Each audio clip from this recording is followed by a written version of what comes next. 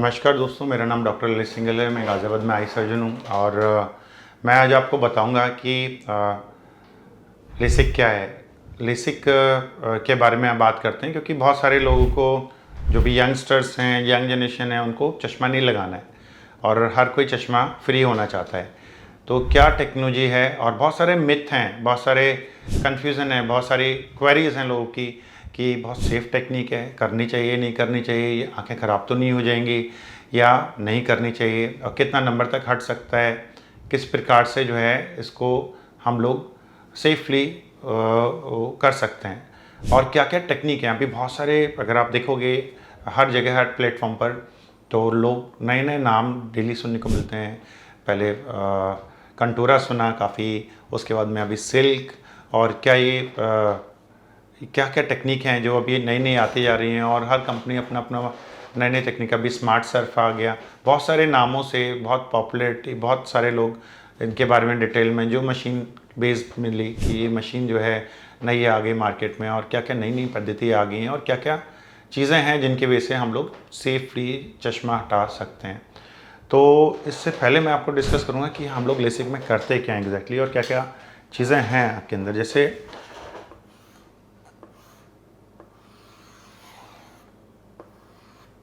ये इस तरीके से आई का स्ट्रक्चर है। यहाँ पर ऊपर वाले ने हमें एक लेंस दिया हुआ है, और ये जो सबसे आगे स्ट्रक्चर है ये है कॉर्निया। तो कॉर्निया जो स्ट्रक्चर होता है वो इस तरीके से है। तो नॉर्मली आई का जो स्ट्रक्चर है वो इस तरीके से है। यहाँ ऊपर वाले ने हमें एक कॉर्निया दिया हुआ है, पुतली दी हुई है, उसके बाद में एक लेंस दिया हुआ है, और ये दोनों जो लेंसेज हैं इनका कॉम्बिनेशन एक तरीके से ऑटो एडजस्टमेंट होता है। यहाँ पर ये फिक्स है, लेकिन ये थोड़ा बहुत एकोमोडेट करता है, आगे पीछे होता है, एडजस्टेड करता है, और वो इमेज को यहाँ पर बनाता है, और रेटिना से इमेज ब्रेन की तरफ ट्रांसमिट होती है। तो एक कैमरे की तरह समझ लीजिए, कैमरे जैसे काम करता है उसी तरीके से ये आँख काम करती है। और इसमें 75% नंबर आँख का, ये एक छोटा सा टिश्यू या एक छोटा सा लेंस जो होता है वो करता है, गवर्न करता है। मतलब 75% नंबर आँख का ये जनरेट करता है। सामने से कोई भी इमेज आ रही है, उसको कैप्चर करके उसको वो उसके थ्रू ट्रांसमिट होती है, और फिर लेंस के थ्रू पास होकर यहाँ रेटिना पे इमेज बनाती है। तो लेसिक सर्जरी में हम लोग इस कॉर्निया को, इसके सतह पर एक तरह की कार्विंग करते हैं। मतलब इसकी सतह को हम लोग चेंज करते हैं। जिस तरीके से एक कलाकार जो है वो एक मूर्ति को तराशता है, इसी तरीके से हम लोग यहाँ से कॉर्निया को तराशते हैं, और उसके अलग अलग तरीके से पैटर्न्स हैं जो लेज़र करता है, और बहुत प्रिसाइज तरीके से करता है, और जिससे हम लोग चश्मा हटा सकते हैं। तो उसमें सबसे इम्पॉर्टेंट चीज़ है कि सारा काम जो होना है वो इसी कॉर्निया पर होना है। तो इसमें जितनी भी मशीन्स हैं, लेज़र जो है, इसको लेसिक को 25 साल हो गए। 25 साल पहले लेसिक हुआ था। 25 साल से अब तक इसमें बहुत बड़ा रेवोल्यूशन हो गया। ऑलमोस्ट 25 टाइम्स से ज़्यादा ये सुरक्षित हो गया, और डिफरेंट तरीके से इसमें ट्रीटमेंट आ गए हैं जिसको हम लोग बहुत सेफ़ तरीके से कर सकते हैं। अब इसमें मेनली 3 तरीके के ट्रीटमेंट अवेलेबल हैं पूरे वर्ल्ड में, अगर तब हम लोग लेज़र करते हैं, क्योंकि हमें करना ही इससे सेफर है। और अगर देखा जाए तो ये एक सर्कुलर स्ट्रक्चर होता है इस तरीके से, और इसकी कुछ मोटाई होती है, थिकनेस होती है। तो इसको हम लोग कहते हैं कॉर्निया, और करीब 520 से लेकर 540 माइक्रोन तक इसकी थिकनेस होती है, माइक्रोमीटर तक इसकी थिकनेस होती है। अब हमें जो लेज़र करना है उसी पर करना है। अब इसमें 3 पद्धति होती हैं। सबसे पहली जो पद्धति होती है उसमें होता है डायरेक्ट लेज़र एब्लेशन, जिसमें हम लोग डायरेक्ट लेज़र अप्लाई करते हैं कॉर्निया के ऊपर। इसके डिफरेंट नाम हैं, इसमें जैसे एपिकंटूरा, पीआरके एक पुरानी तकनीक है, जो जिस तरीके से हम लोग इसमें यहाँ एक बहुत पतली सी परत होती है, उसको हटाने के बाद में हम लोग लेज़र अप्लाई कर देते हैं, उस परत को वो धीरे धीरे रीजनरेट कर जाती है। उसके बाद में अभी नई टेक्निक आ गई, स्मार्ट सर्फ आ गई, जिसमें हमें कोई परत हटाने की ज़रूरत नहीं होती, लेज़र ही वो परत हटाता है। उसके बाद में फिर नीचे नंबर हटाने की टेक्निक की जाती है। तो ये जितनी भी हो गई, ये हो गई सरफेस एब्लेशन। ये सारी जो टेक्निक हैं वो है सरफेस एब्लेशन, मतलब हम लोगों को कॉर्निया को डायरेक्ट हम लोगों ने लेज़र करके नंबर ख़त्म कर दिया। तो हम लोग ने डायरेक्ट लेज़र अप्लाई किया। इसके फ़ायदे नुकसान क्या है? सरफेस एब्लेशन में अगर किसी कॉर्निया थिन है, नॉर्मल जो मैंने बताया कॉर्निया आपको 520 होनी चाहिए, लेकिन अब किसी की 520 कॉर्निया नहीं है, 500 के नीचे है, 500 माइक्रोमीटर के नीचे है, तो इस केस में हम लोग नॉर्मल प्रोसीजर्स या नॉर्मल लेज़र वगैरह नहीं कर सकते। तो उसमें हम लोग फिर सरफेस एब्लेशन कर सकते हैं। अगर कॉर्निया की स्ट्रेंथ अच्छी है, कॉर्निया के और पैरामीटर्स भी चेक करते हैं, पुतली के और पैरामीटर्स हम लोग चेक करेंगे, वो सारे पैरामीटर्स अगर नॉर्मल होंगे तो हम लोग सरफेस एब्लेशन कर सकते हैं। दूसरी जो टेक्निक है जो बहुत पॉपुलर हुई वो लेसिक है। लेसिक एक फ्लैप बेस्ड प्रोसीजर है। अगर इस कॉर्निया में हम लोग लेसिक में हम लोग क्या करते हैं, हम लोग एक फ्लैप बनाते हैं। जैसे ये पुतली है, इसमें हम लोग एक फ्लैप बनाएंगे और उस फ्लैप को लिफ्ट करके सेपरेट कर देंगे और फिर लेज़र अप्लाई करेंगे, और लेज़र अप्लाई करने के बाद में इसको फिर से डिपॉजिट कर देते हैं अपनी जगह पर। ये बहुत पॉपुलर क्यों हुई? क्योंकि क्विक रिकवरी। आज अगर लेज़र करते हैं 24 घंटे में जो रिम होती है जो फ्लैप की, वो हील डाउन हो जाती है और नेक्स्ट डे से पेशेंट को अच्छा दिखना शुरू हो जाता है। तो because of this quick recovery सबसे ज़्यादा पॉपुलर जो टेक्निक हुई वो लेसिक हुई। बट इसका डिसएडवांटेज क्या था? जो फ्लैप शुरुआत में बनता था वो 160 माइक्रोमीटर का लगता था। इतना बड़ा फ्लैप, इतना मोटा फ्लैप बनता था। इसका मतलब अगर 500 का मोटा मोटा कॉर्निया लेके चलो, उसमें से 160 का मैंने फ्लैप बना दिया, तो जो जगह बची वो बहुत कम बची, 340 माइक्रोमीटर बची। और इसमें अगर किसी का ज़्यादा नंबर है, 6 नंबर है, 7 नंबर है, उसको मैं अगर लेज़र करना चाहूँगा तो पॉसिबल नहीं होगा। तो मेरे पास जो मार्जिन हो गए लेज़र के बहुत थोड़े रह गए, जिसमें मैं 3 से 4 नंबर तक निकाल पाऊँगा। दूसरा, फिर इसमें हम लोगों ने एक आगे एवोल्यूशन हुआ, फिर नई टेक्निक आई जिसमें ये फ्लैप का थिकनेस रिड्यूस हो गया। ये 160 से 140 हुआ, फिर 120 हुआ और अभी 90 माइक्रोमीटर हो गया। 90 माइक्रोमीटर को हम लोग कहते हैं सब वुमेन्स केरेटोमिलियोसिस, एसबी की करके टेक्निक करते हैं। इसको हम लोग ने, ये सारे जो फ्लैप्स होते हैं ब्लेड से निकाले जाते हैं, तो ये ब्लेड टेक्निक भी हो गई। ब्लेड से एक पतला सा हमने फ्लैप निकाला, लेज़र किया और उसे डिपॉजिट कर दिया। ये अभी भी पॉपुलर है। उसका रीज़न ये है कि ये बहुत क्विक रिकवरी देता है। नेक्स्ट डे से you can do your routine, अपना बहुत जल्दी से विजन इसमें रिगेन हो जाता है और अगले दिन ही आपको बहुत वाव फैक्टर रहेगा, अच्छा सा फील होगा कि आपकी पूरी रोशनी आ गई, क्योंकि फ्लैप 24 घंटे के अंदर विद इन 24 आवर्स ही हील कर जाता है। फिर बाद में एक टेक्निक आई इसमें फैम्टो। फैम्टो से भी ये फ्लैप क्रिएट किया जा सकता है, जिसमें 100 माइक्रोमीटर से लेकर 110 माइक्रोमीटर तक हम लोग ये फ्लैप क्रिएट कर लेते हैं। फैम्टो को ब्लेडलेस भी कहते हैं। इसमें ब्लेड ना यूज़ करके हम लोग एक लेज़र यूज़ करते हैं। वो लेज़र छोटे छोटे स्पॉट्स बनाता है और ये मर्ज हो जाते हैं आपस में, छोटे छोटे बबल्स बनाता है छोटे छोटे, और ये जो बबल्स होते हैं आपस में मर्ज करके फिर इसे हम लोग लिफ्ट कर लेते हैं और इसके बाद में फिर इसे रिपोजिट कर देते हैं। तो मोटा मोटा जो है ये भी फ्लैप बेस्ड प्रोसीजर है, बट इसका एडवांटेज ये है कि इसमें जो फ्लैप बनता है बहुत यूनिफॉर्म बनता है, ऑलमोस्ट हर जगह से बराबर होगा और इसे हम लोग बहुत अच्छी तरीके से बहुत यूनिफॉर्म फ्लैप बना सकते हैं। तो ये दोनों टेक्निक जो हैं वो फ्लैप बेस्ड प्रोसीजर्स हो गए। इसके बाद तीसरी जो टेक्निक है वो लेंटिक्यूल बेस्ड प्रोसीजर्स है। जैसे अगर आप बहुत सुन रहे होगे अभी सिल्क के नाम से चल रहा है। सिल्क अगेन एक अमेरिकन कंपनी है, उसकी मशीन है, उसका जो ट्रीटमेंट प्रोटोकॉल है उसे सिल्क कहते हैं। उसके बाद में एक दूसरी कंपनी है, उसको वो क्लियर के नाम से इसे करते हैं सेल। तीसरा स्माइल। स्माइल सबसे ज़्यादा पॉपुलर था क्योंकि सबसे पहले स्माइल ने ही लॉन्च किया इस तरीके से लेंटिक्यूल बेस्ड प्रोसीजर। लेंटिक्यूल में क्या करते हैं हम लोग, इसी कॉर्निया में से तकरीबन 140 माइक्रोमीटर के नीचे जाके हम लोग एक तरीके का लेंटिक्यूल बना लेते हैं। एक तरीके की कॉर्निया में दोनों तरीके से फैम्टो से सेपरेट कर लेते हैं। यहाँ पे भी फैम्टो लेज़र किया, यहाँ पर भी फैम्टो लेज़र किया और से एक छोटे से इंसिजन से पुल कर लेते हैं, निकाल देते हैं। इसका मतलब समझ लीजिए जैसे आप, मतलब ये इस तरीके से होता है जैसे एक सैंडविच में से एक चीज़ की प्लेट को आप खींच लो, इस तरीके से है, जिसमें कॉर्निया में हम लोग ने ऊपर और नीचे 2 इंसिजन दिए, फैम्टो से एक तरीके का सर्कुलर डिस्क बना ली। और इस सर्कुलर डिस्क को, क्योंकि ये क्रॉस सेक्शन में अगर आप देखोगे इसे, तो एक्चुअल में एक राउंड डिस्क होती है और इसमें मैंने फैम्टो किया और बीच में एक ये डिस्क बना ली और इसको फिर से लेज़र किया, एक ये डिस्क बना के इसको मैंने पुल कर लिया, तो एक राउंड सर्कुलर डिस्क की तरह बाहर आ जाता है। और जो भी नंबर है, और ये ऊपर और नीचे वाली जो डिस्क होती हैं, जैसे ऊपर और नीचे वाली, यहाँ से मैंने ये किया, ये ऊपर और नीचे कोलैप्स करके चिपक जाते हैं और उसके बाद में आपकी रिकवरी बढ़िया हो जाती है। तो इन तीनों टेक्निक्स के अपने प्रॉस एंड कॉन्स हैं, अपने एडवांटेज डिसएडवांटेज हैं। इसको हम लोग इस वीडियो में थोड़ा देर में वो अभी डिस्कस करेंगे। लेकिन सबसे इम्पॉर्टेंट चीज़ है जो हम लोग देखते हैं, क्योंकि ये जो लेज़र करना होता है यंग आइज़ में होता है, 18 साल के बाद ही हम लोग कर सकते हैं, जब नंबर स्टेबल होता है 1 साल से ऊपर। सबसे इम्पॉर्टेंट चीज़ जो है वो है सेफ्टी।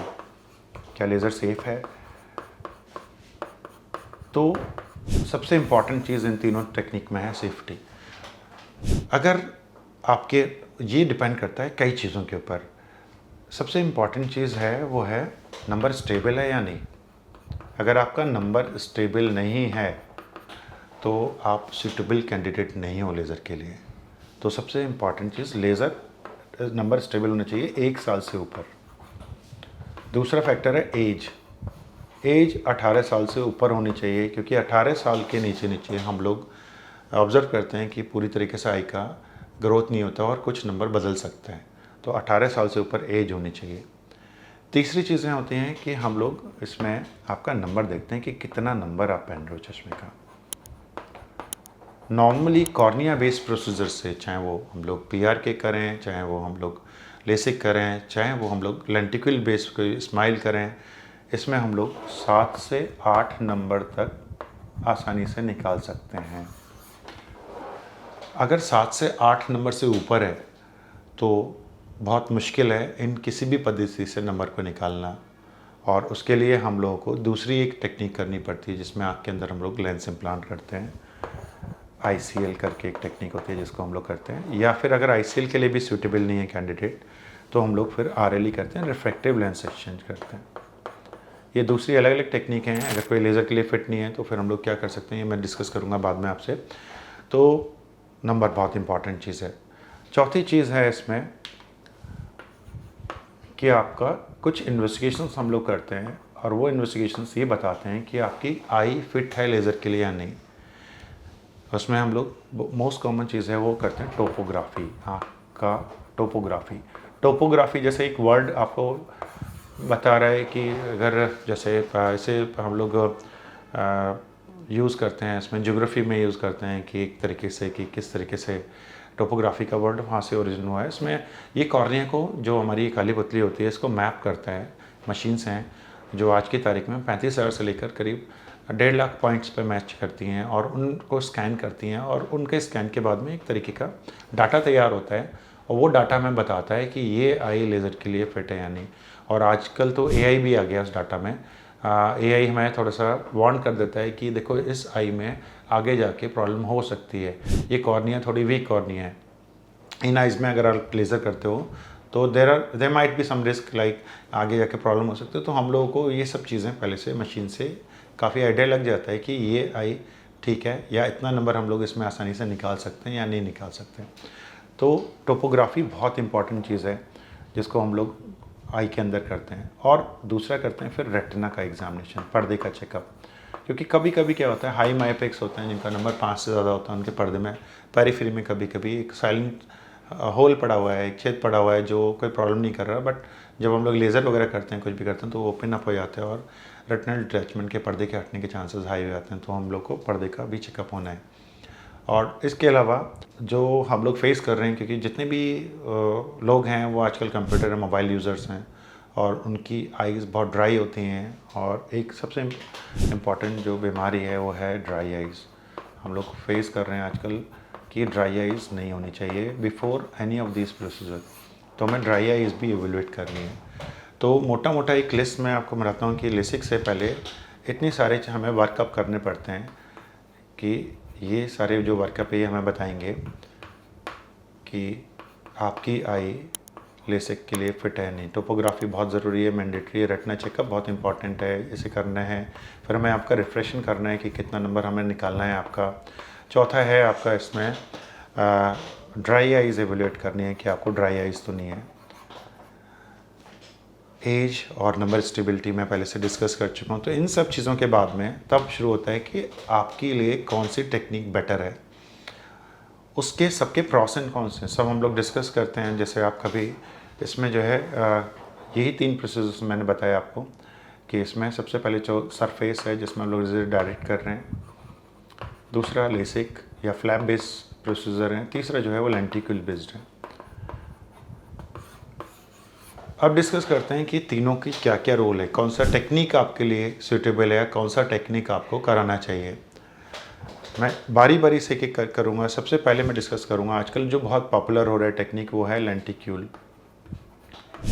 लेंटिक्यूल में हम लोग 3 तरीके की टेक्निक हैं जो आजकल हिंदुस्तान में बहुत पॉपुलर हैं। एक तो इसमें है स्माइल, जो सबसे पुरानी टेक्निक है। दूसरा इसमें क्लियर, और तीसरी इसमें है सिल्क, जो अभी लेटेस्ट आई हुई है। मोटा मोटा इन तीनों टेक्निक में एक चीज़ कॉमन है कि एक तरीके का आँख के अंदर से टिश्यू में दो फैम्टो लेज़र बेस्ड टेक्निक है। फैम्टो लेज़र से हम लोग एक तरीके का डिस्क बना देते हैं और डिस्क को हम लोग बाहर कर देते हैं। करीब ऊपर के ऊपर हम लोग यहाँ से 120 से लेकर 140 माइक्रोन की जगह के नीचे हम लोग इस नंबर को निकालते हैं। फ़ायदा क्या है इस टेक्निक का कि हम लोग ऊपर वाली जो सतह है, क्योंकि आँख के अंदर कुछ नसें होती हैं, नर्व्स होती हैं जो ऊपर वाली सतहों में ज़्यादा होती हैं, इनको बहुत कम मिनिमल कट करते हैं। तो उसमें अगर कोई पेशेंट है जिसको ड्राई आइज़ की बहुत प्रॉब्लम है, वो ये टेक्निक करा सकते हैं। दूसरे है कि अगर आप कोई कॉन्टैक्ट स्पोर्ट में है, जैसे आपको कोई बास्केटबॉल, वॉलीबॉल, इस तरीके का कुश्ती वगैरह ये प्ले करना है, या आर्मी पर्सनल हैं जहाँ कॉन्टैक्ट स्पोर्ट्स होते हैं, जहाँ पर आपको लगता है कि आप किसी फाइट वाइट में पार्टिसिपेट करते हैं, तो ये टेक्निक ज़्यादा बेहतर है। क्योंकि इसमें जो है ये वाला ब्रिज जो है वो हम लोग छोड़ देते हैं और आँख के अंदर से निकालते हैं। तो ये जो एक ब्रिज, ये काफ़ी अच्छी स्ट्रेंथ वो करता है, प्रोवाइड करता है आई को। डिसएडवांटेज क्या है कि कुछ नंबर निकाल सकते हैं, every person is not suitable, क्योंकि हमारे लिमिटेशंस हैं। जैसे हम लोगों ने यहाँ मैंने बताया 120 से 140 माइक्रोन ऊपर वाला एरिया में छोड़ना पड़ता है, उसके नीचे से हम लोग एक लेंटिक्यूल निकालते हैं। हमें ये मिनिमम जो एरिया है ये करीब 60% छोड़ना पड़ता है। अगर किसी का 500 माइक्रोमीटर की अगर स्ट्रेंथ है तो हमें 300 यहाँ छोड़ना पड़ेगा, क्योंकि अगर हम इससे कम करेंगे तो इसमें जो है बाद में लेज़र, बाद में फिर से नंबर आने के और बाद में कॉम्प्लिकेशन होती है पोस्ट लेसिक एक्टेजिया, उसके होने के चांसेस बहुत हाई हो जाते हैं। तो एक लिमिटेड अमाउंट ऑफ नंबर हम इसमें निकाल सकते हैं। तो हर पेशेंट का नहीं कर सकते। किसी का नंबर अगर बहुत कम भी है, सपोजली किसी को 1 नंबर या 2 नंबर का चश्मा है, तो ये जो टिश्यू निकलता है, ये पुरानी जनरेशन मशीन में मिनिमम 30 माइक्रोन का निकलता था।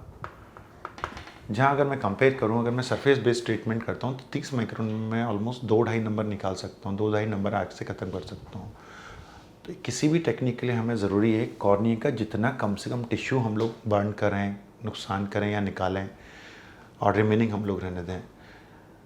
लेकिन ये दोनों चीज़ें साथ साथ नहीं चलती। इसमें अगर मैं कोई भी ट्रीटमेंट अलग तरीके से कस्टमाइज़ करूँ तो उसमें हमेशा ज़्यादा टिश्यू लॉस होता है, ज़्यादा। तो हमें देखना पड़ता है एक सेफ्टी प्रोफाइल है जिसको हम लोग ब्रीच नहीं कर सकते। हमें मिनिमम 300 माइक्रोन का टिश्यू यहाँ छोड़ना ही छोड़ना है। अगर हम लोग ये नहीं करते तो फिर बाद में जो है ये कॉर्निया कभी कभी वीक होके फिर से नंबर जनरेट कर सकता है। तो जितना भी हम लोग कर सकते हैं वो इनिशियल 200 माइक्रोन में ही कर सकते हैं, चाहे हम लोग लेंटिक्यूल बेस करें, फ्लैप बेस करें, सरफेस बेस करें। तो उसमें अगर कम नंबर है, सपोजली किसी का 1 या 2 नंबर है, तो 1-2 नंबर में सबसे बड़ा प्रॉब्लम होता है कि जो ये डिस्क बनता है ये बहुत थिन बनता है। जैसे अगर किसी का 1 नंबर है तो 15 माइक्रोन का डिस्क बनेगा जो बहुत थिन होता है। उसे निकालते समय अलग कॉम्प्लिकेशंस होते हैं। वो इतना थिन होता है कि बीच में से टेयर डाउन हो सकता है, आधा अंदर भी रह सकता है, फिर उसे मैनिपुलेशन करके काफ़ी निकालना पड़ता है। तो ये सारे कुछ कॉम्प्लिकेशंस हैं। तो स्माइल और ये सारी जो टेक्निक वो बेटर है अगर 3 नंबर से लेकर आपका 5-6 नंबर या 7 नंबर तक है। 3 से 6 नंबर अगर आपका है तब आप इसे चूज़ कर सकते हैं। जो प्रायर ट्रीटमेंट होते थे उसमें हम लोगों को एस्टिग्मेटिज्म नहीं निकल पाता, सिलिंड्रिकल नंबर आसानी से नहीं निकल पाता था। बट अभी जो नए ट्रीटमेंट आए हैं उसमें हम लोग सिलिंड्रिकल नंबर भी काफ़ी प्रेडिक्टेबल तरीके से निकाल सकते हैं। तो those who are having 3 to 6 number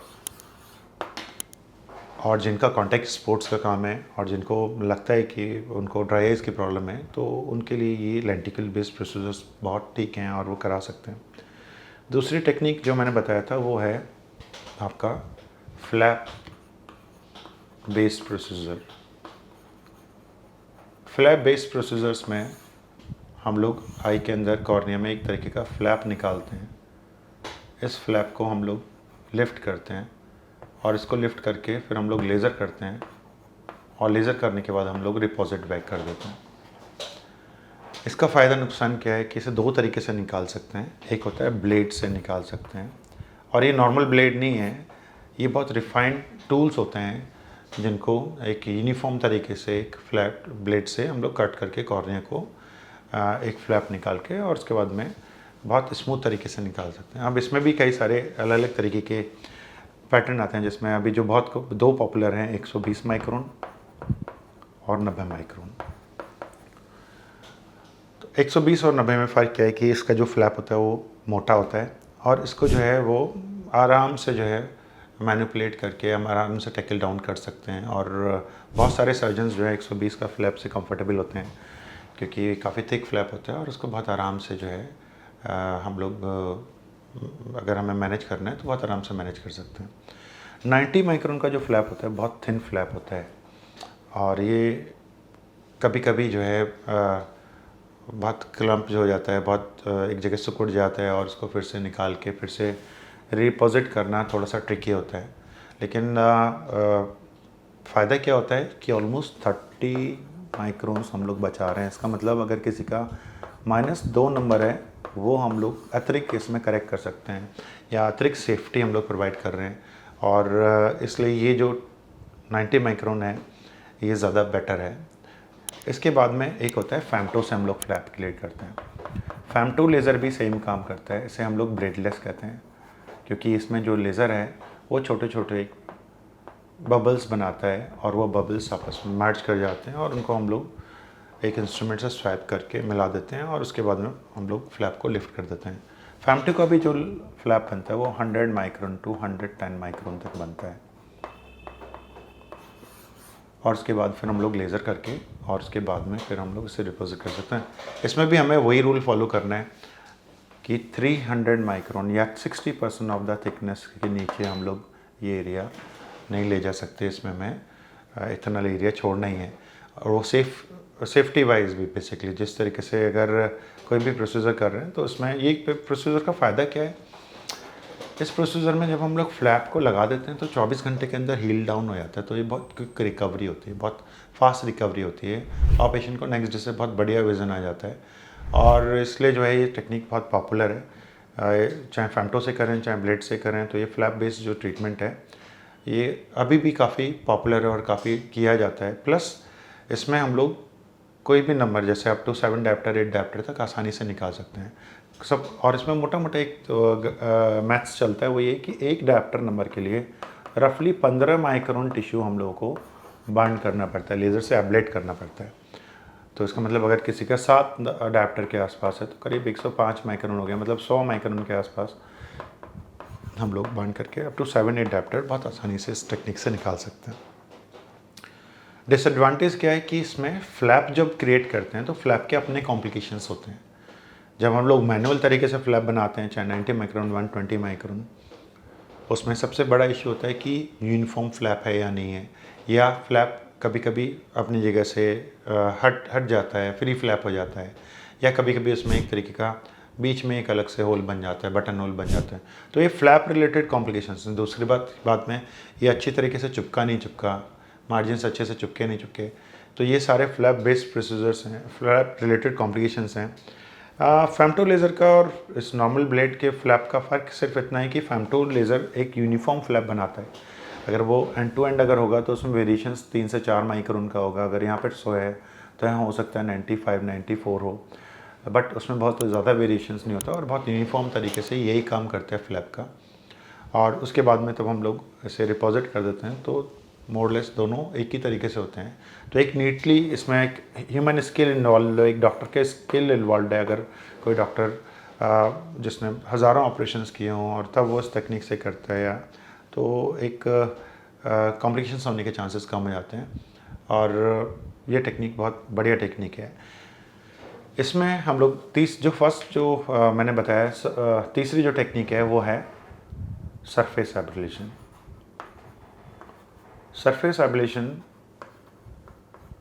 भी एक बहुत पॉपुलर टेक्निक है और अभी बहुत ज़्यादा पेशेंट्स में होने लगे क्योंकि हम लोगों को एक थिन कॉर्नियाज मिलने लगे हैं। जैसे कॉर्निया है, इसमें ये थिकनेस अगर 490 से कम है, 490 से अगर ये कम थिकनेस है तो ना तो हम लोग इसमें लेंटिक्यूल निकाल पाएंगे, ना हम लोग इसमें फ्लैप बेस्ड प्रोसीजर कर पाएंगे।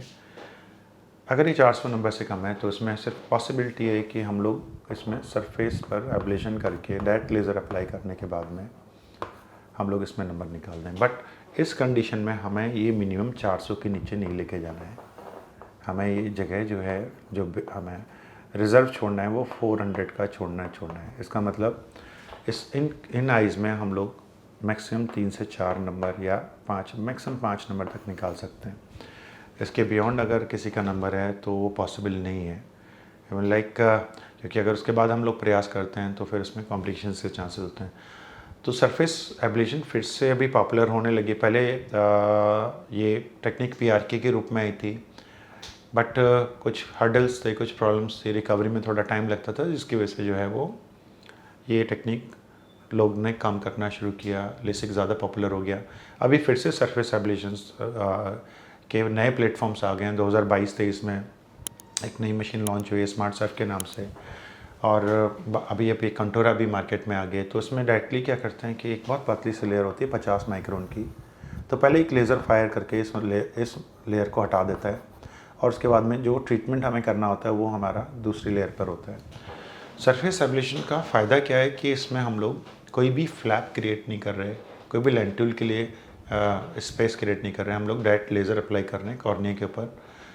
नुकसान क्या है कि जब हम लोग कॉर्निया के ऊपर डायरेक्ट लेज़र अप्लाई करते हैं तो एक ऊपर की सतह इसकी वो एक तरीके का क्रेटर डेवलप हो जाता है, एक तरीके का आप समझो कि यहाँ पे गड्ढा डेवलप हो जाता है, और उसको जैसे एक पिट डेवलप हो जाती है, और उसको हील करने के लिए पेरिफेरी से सेल्स आएंगे और वो सेंटर तक आते आते उसे हील करेंगे। डू टेक 3 to 5 days, 3 से 4-5 दिन लगते हैं। तो we have to apply a bandage contact lens over it to protect the surface. हम लोग को एक बैंडेज कॉन्टैक्ट लेंस इसके ऊपर लगाना पड़ता है।